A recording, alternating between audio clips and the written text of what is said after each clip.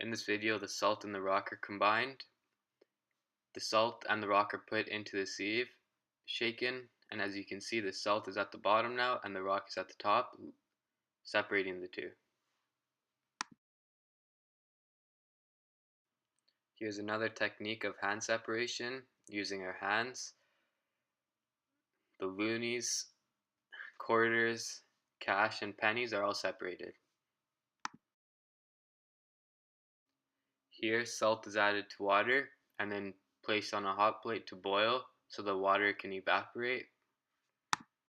Once the water evaporates, the salt will be left by itself. Here you can see the water boiling, and here you can see the water almost gone, and the salt by itself.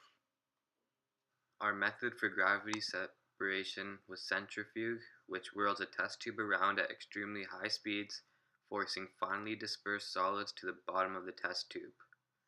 In our case, we use sand and water. As it goes around very quickly, it forces the sand to the bottom of the test tube. Here we used filter paper to filter out the water and the sand. The water filters through the paper, thus leaving the sand. The water goes down into the beaker and the sand remains in the filter paper.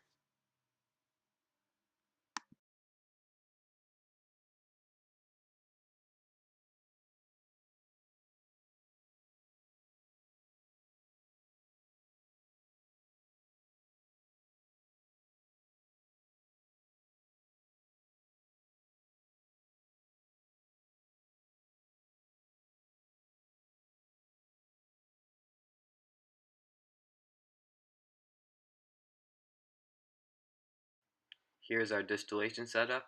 We used alcohol and water. It is in the flask to the left. We used 10 milliliters of alcohol and 10 milliliters of water.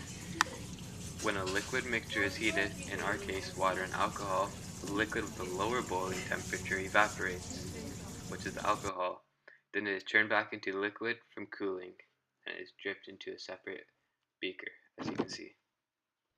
The vapor is cooled by tubes sending water around the tunnel where the vapor is, and thus cooling the vapor and turning it into liquid.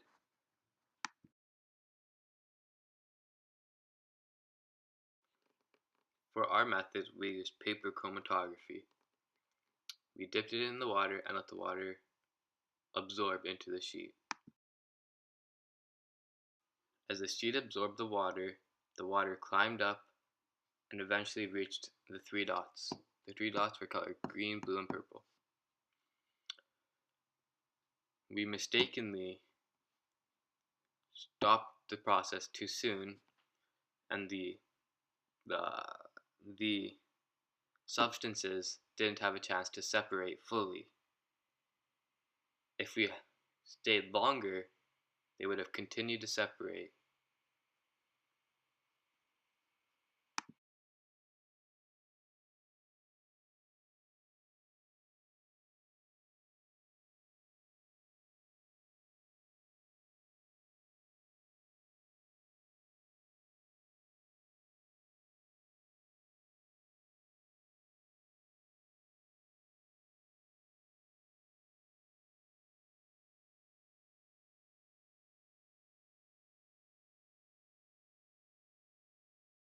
Recrystallization is a variation on the method of evaporation, in which the solid in a solid and liquid solution is separated in a pure and crystalline state.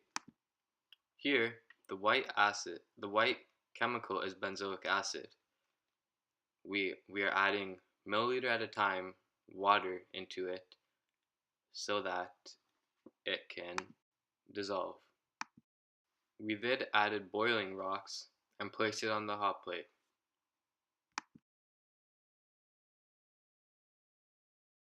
Please note, the water on the hot plate should only have a gentle boil.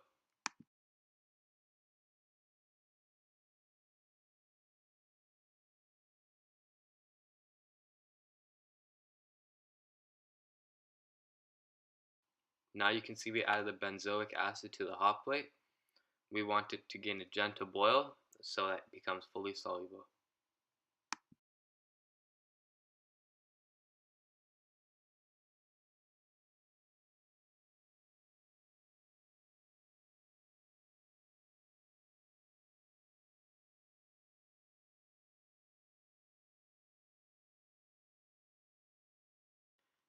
After taking it off the hot plate, we allowed it to cool for 10 to 20 minutes. Our final results looked like this.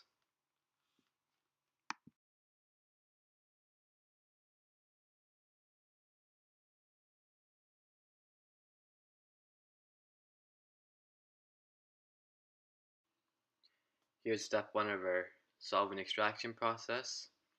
Using iodine, we put it into a small beaker, put water into that beaker, and crush the iodine until the water turns a yellow color.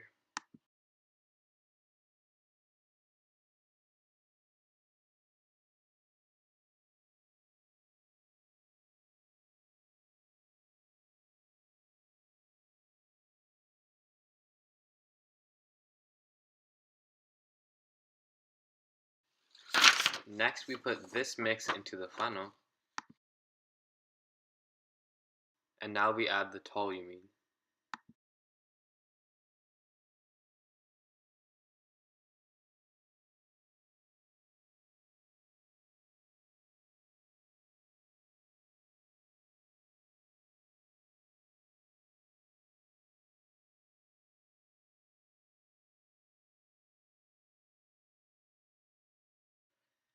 Once we added the toluene, we shook the substances.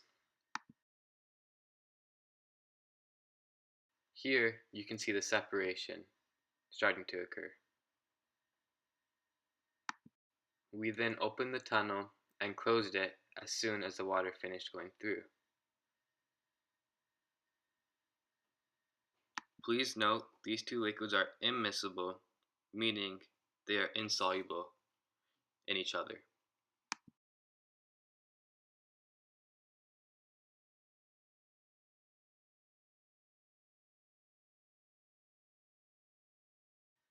Then we open the tunnel and let the other liquid flow out.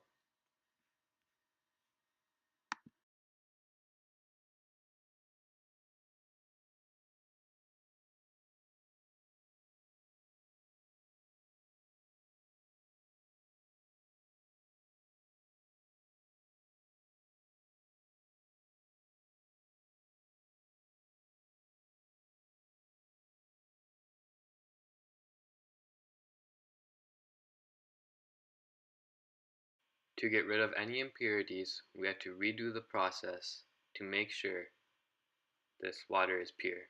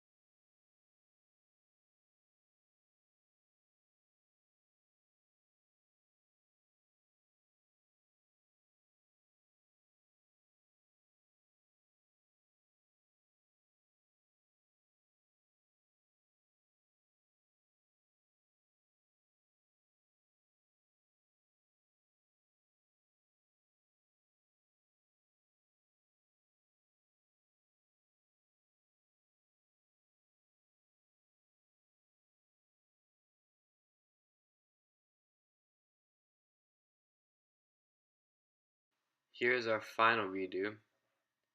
We can see that it is mostly impure now, and so this will be our last time redoing the process.